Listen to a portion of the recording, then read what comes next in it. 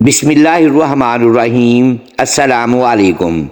Hormuz نے جب شاہ کسریٰ سے مدد طلب کی تو دربار ایران نے صوبہ کے گورنر کارن کو 50,000 سپاہ کے ساتھ اس کی مدد کے لیے بھیج دیا تھا، اور اس کے ساتھ انوش جان اور کباد، دو مشہور اور بہادر سپہ سالار بھی بھجوا دیے تھے۔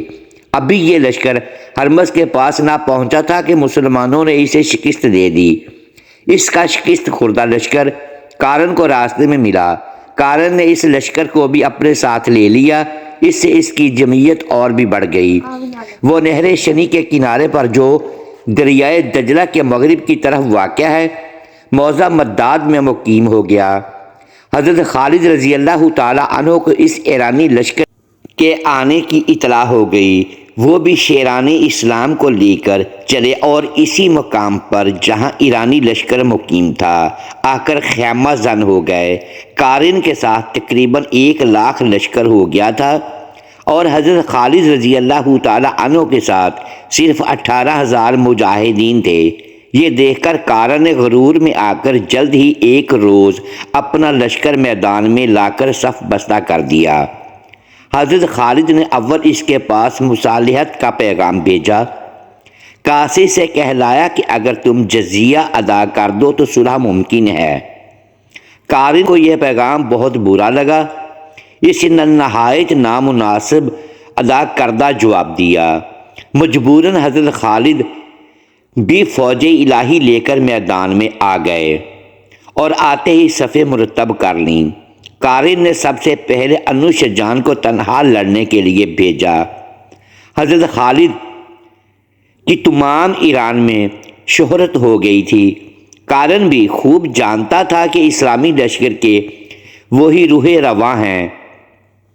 اگر کسی طرح وہ گرفتار کر لیے جائیں یا مارے جائیں تو شاید مسلمان بد دل ہو کر بھاگ نکلیں۔ اسے کیا خبر تھی کہ مسلمان بد دل اور مایوس ہونا جانتے ہی نہیں۔ بہرحال اس کا یہ خیال تھا، اور وہ اس بات سے بھی خوب واقف تھا کہ انوش جان بھی بڑا بہادر جنگجو اور جری ہے۔ اس نے اسے سمجھا دیا کہ وہ میدان میں نکل کر حضرت خالد کو طلب کرنا اور جس طرح بھی ممکن ہو انہیں گرفتار کر لینا یا قتل کر دینا۔ انوش جان کو بھی اپنی دلیری پر ناز تھا۔ اس نے کہا، میں نہیں جانتا کہ حضرت خالد رضی اللہ تعالیٰ عنہ کو گرفتار کر لینا یا قتل کر ڈالنا مشکل ہے۔ میں ابھی آپ کے سامنے اسے دست و وابستہ لا کر حاضر کرتا ہوں۔ وہ اکڑتا ہوا میدان میں نکلا اور اسلامی لشکر کے قریب جا کر بولا، اگر حضرت خالد کو دعوی مردانگی ہے تو میرے مقابلے میں آئے۔ حضرت خالد رضی اللہ تعالیٰ عنہ نے اطلاع ہوتے ہی اپنا گھوڑا بڑھایا اور انوش جان کے مقابلے میں آ کر فرمایا، معلوم ہوتا ہے تمہیں اپنی بہادری پر غرور ہے۔ انوش جان، کیوں نہ ہو، میرے مقابلے کا آج ایران میں ایک شخص بھی نہیں ہے۔ حضرت خالد بہادر آدمی اکثر عقل مند بھی ہوتے ہیں۔ انوش جان، میری جنگجوئی اور عقل مندی دونوں کی شہرت ہے۔ حضرت خالد، اگر یہ بات ہے تو سوچو کہ آگ پرستش کیے جانے کے قابل ہے؟ وہ اپنے پجاریوں کو بھی اسی طرح جلا ڈالتی ہے جس طرح دشمنوں کو اگر تم کہو کہ وہ نور الہی ہے تو نور الہی جلاتی نہیں۔ البتہ انسانی آنکھیں اسے دیکھنے کی تاب نہیں لا سکتی اور انسان بے ہوش ہو جاتا ہے۔ پرستش کے قابل تو وہ اللہ تعالیٰ ہے جس نے آگ کو پیدا کر کے اسے گرمی اور روشنی عطا کی۔ اس اللہ تعالیٰ کو کیوں نہیں پوجتے؟ انوش جان، میں تم سے مذہبی بحث کرنے نہیں آیا، لڑنے آیا ہوں۔ حضرت خالد رضی اللہ تعالیٰ عنہ، لیکن مجھے تبلیغ کرنے اور سمجھانے کا بھی حکم ہے، اور میں نے اپنا فرض ادا کر دیا ہے۔ بس تم قیامت کے روز یہ نہیں کہہ سکتے کہ میرے کانوں میں حق کی آواز نہیں پہنچی تھی۔ اب میں جہاد کے لیے تیار ہوں۔ انوش جان نے تلوار سے جلدی سے دوسرا وار کیا۔ اس کی تلوار حضرت خالد کی تلوار پڑی۔ حضرت خالد کی تلوار چھن سے 2 ٹکڑے ہو گئی۔ انہوں نے جلدی سے بقیہ آدھا حصہ بھی زمین پر پھینک دیا۔ یہ دیکھ کر انو شجاع کو بڑی مسرت ہوئی۔ اس نے سمجھ لیا کہ حضرت خالد پر کامیابی حاصل کرنے میں اب کوئی رکاوٹ باقی نہیں۔ چنانچہ اس نے پھر تیسرا حملہ نہایت ہی زور سے کیا۔ حضرت خالد نے اس عرصہ میں پھرتی سے نیزہ ہاتھ میں لے لیا تھا۔ انہوں نے ڈھال پر انو شجاع کی تلوار روکی اور اپنے گھوڑے کو ذرا پیچھے ہٹا کر نیزہ سے حملہ کیا۔ نیزہ کی چمک سے انو شجاع کی آنکھیں چبک گئیں۔ نیزہ اس کی زرہ پر پڑا اور زرہ کو توڑ کر اس کے پیٹ میں گھس گیا۔ اس نے ہولناک چیخ ماری اور لڑکھڑاتا ہوا زمین پر گرا۔ حضرت خالد نے جلدی سے گھوڑے سے اتر کر خنجر نکالا اور اس کا سر کاٹ کر نیزہ کی انی پر چڑھا لیا۔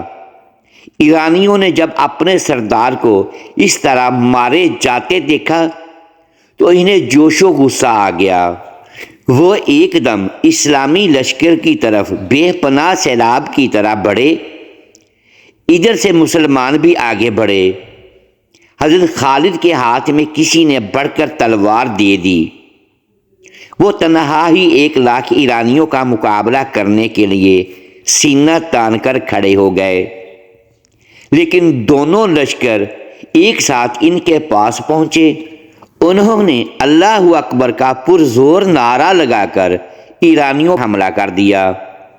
ان کے ساتھ ہی تمام مسلمانوں نے حملہ کر دیا۔ ادھر ایرانیوں نے بھی حملہ کیا اور گھمسان کی جنگ شروع ہو گئی۔ فریقین جوش میں بڑھ کر نہایت ہی بے خوفی سے لڑنے لگے۔ اگرچہ دونوں فریقین کے سپاہی کٹ کٹ کر گر رہے تھے، لیکن لڑنے والوں کو مرنے والوں کا متعلق بھی خیال نہ ہوتا تھا۔ ان کے پیش نظر ایک ہی بات تھی، لڑو اور مر جاؤ۔ چنانچہ وہ لڑ رہے تھے، مار رہے تھے اور مر رہے تھے۔ دفعتاً حضرت عبد الرحمن بن ابو بکر صدیق اور زرار نے پرزور حملے کر کے کئی ایرانیوں کو مار ڈالا اور اپنے سامنے سے دشمنوں کو ہٹا کر دوسری صف پر حملہ کیا۔ انہیں اور آگے بڑھتے ہوئے دیکھ کر تمام مسلمانوں کو جوش آ گیا۔ انہوں نے دانت بینچ بینچ کر سختی سے حملے کیے اور ایرانیوں کو کاٹتے چھاٹتے بڑھتے چلے گئے۔ انہوں نے پہلی اور دوسری دونوں صفوں کا صفایا کر دیا تھا۔ کباد نے جب یہ کیفیت دیکھی تو وہ آگے بڑھا۔ اس نے ایرانیوں کو للکار کر جوشی دلایا اور مسلمانوں پر نہایت سخت حملہ کیا۔ اس نے 2 مسلمانوں کو شہید کر دیا۔ اتفاق سے حضرت عبد الرحمن اس کے قریب پہنچ گئے۔ انہوں نے فرمایا، او ناقص کافر، تو نے 2 دینداروں کو میری آنکھوں کے سامنے شہید کیا ہے، لے سنبھل تیری قضا بھی آ پہنچی۔ یہ کہتے ہی انہوں نے جوش میں آ کر ایسا سخت حملہ کیا کہ ایک مرتبہ تو کباد گھبرا گیا، لیکن وہ بھی مشہور سردار تھا۔ اس نے ہوا سے درست کر کے ان کا وار روکا اور خود بھی حملہ کیا۔ حضرت عبد الرحمن نے اس کا وار روک کر تلوار کا بھرپور ہاتھ مارا۔ کباد نے ڈھال پر روکا۔ عبد الرحمن کی تلوار نے اس کی ڈھال کاٹ ڈالی۔ کباد سخت بد حواس ہو کر پیچھے ہٹا۔ عبد الرحمن نے بڑھ کر اس کے سر پر تلوار ماری۔ تلوار خود سے پھسل کر اس کی گردن پر پڑی اور سر کاٹ گئی۔ کباد چوں بھی نہ کر سکا اور مردہ ہو کر گر گیا۔ ایرانیوں کا یہ دوسرا سردار تھا جو مارا گیا۔ ایرانیوں کو بڑا طیش آیا۔ بہت سے ایرانی یہ عبد الرحمن پر حملہ آور ہوئے۔ انہوں نے دشمنوں کے وار روکنے شروع کیے۔ اس وقت وہاں زرار آ گئے۔ وہ ننگے بدن ہو کر صرف تہ بند باندھ کر نیزہ سے لڑا کرتے تھے اور گھوڑے پر زین نہیں کستے تھے، بلکہ ننگی پیٹھ پر سوار ہو کر لڑا کرتے تھے۔ انہوں نے للکار کر کہا، آؤ آتش پرستو، دور ہو جاؤ، دیکھو تمہاری قضا آ پہنچی۔ میں زرار ہوں، میرا نیزہ بے پناہ زور آور ہے۔ یہ کہتے ہی انہوں نے پرزور حملہ کر کے کئی ایرانیوں کو مار ڈالا۔ ادھر 2-3 مجوسیوں کو عبد الرحمن نے ٹھکانے لگایا۔ ایرانی ان کے سامنے سے منتشر ہو گئے۔ مسلمان برابر صفیں چیرتے ایرانیوں کو قتل کرتے بڑھتے چلے جا رہے تھے۔ حضرت خالد ان سب سے آگے تھے۔ وہ نہایت دلیری سے لڑ رہے تھے۔ ان کے جسم پر کئی زخم آ چکے تھے۔ ہر زخم لگنے سے ان کا جوش بڑھتا تھا اور وہ اور بھی سختی سے حملہ کرتے تھے۔ وہ ایرانیوں کو مارتے کاٹتے قلب لشکر میں جا پہنچے۔ یہاں قارن تھا۔ حضرت خالد نے اس سے مخاطب ہو کر فرمایا، یہ کیا بزدلی ہے کہ تیری سپاہی لڑ رہے ہیں اور تو کھڑا تماشا دیکھ رہا ہے؟ میں خالد بن ولید ہوں، میرے مقابلے میں آ اور مرد میدان بن۔ حضرت خالد کا نام سنتے ہی قارن کے حواس جاتے رہے، لیکن پھر بھی وہ تلوار سونت کر مقابلے میں آ گیا۔ حضرت خالد نے بسم اللہ الرحمن الرحیم پڑھ کر حملہ کیا۔ ان کے پہلے ہی وار نے قارن کو کاٹ ڈالا۔ ایرانی بدحواس ہو گئے اور پشت پھیر کر بھاگے۔ مسلمانوں نے ان کے تعاقب میں دوڑ کر انہیں قتل اور گرفتار کرنا شروع کر دیا۔ آخر ایرانی 30,000 لاشیں جنگ میں چھوڑ کر فرار ہو گئے۔ اس جنگ میں ہزاروں ایرانی گرفتار ہوئے۔ ان قیدیوں میں حضرت حسن بصری کے باپ بھی گرفتار ہوئے تھے، جو عیسائی مذہب رکھتے تھے۔ عراق کے جو عرب عیسائی ہو گئے تھے، وہ بھی ایرانیوں کے ساتھ مل کر مسلمانوں سے لڑتے تھے۔ چونکہ ایرانی نہایت دولت مند تھے، اس لیے بڑے ساز و سامان سے لڑنے آئے تھے۔ ان کی بے شمار دولت اور ان گنت قیدی مسلمانوں کے ہاتھ آئے۔ اس معرکے میں مسلمان 200 سے کچھ زیادہ شہید ہوئے۔ حضرت خالد نے شہیدوں کی نماز جنازہ پڑھ کر انہیں دفن کیا۔ زخمیوں کی مرہم پٹی شروع کرا دی۔ اگلے روز مال غنیمت اور قیدیوں کا خمس نکال کر دربار خلافت میں روانہ کیا۔ جب یہ سامان مدینہ میں پہنچا تو عام طور پر مسلمان بہت خوش ہوئے اور خالد رضی اللہ تعالی عنہ کو دعائیں دینے لگے۔ محترم ناظرین، امید ہے آج کی یہ ویڈیو آپ کو پسند آئی ہوگی۔ ناظرین گرامی، اگر اس ویڈیو میں دانستہ یا دیدہ دانستہ الفاظ کی درستگی ہم نہیں کر پائے تو ہم آپ سے معذرت خواہ ہیں اور اللہ کے حضور معافی کے طلبگار ہیں۔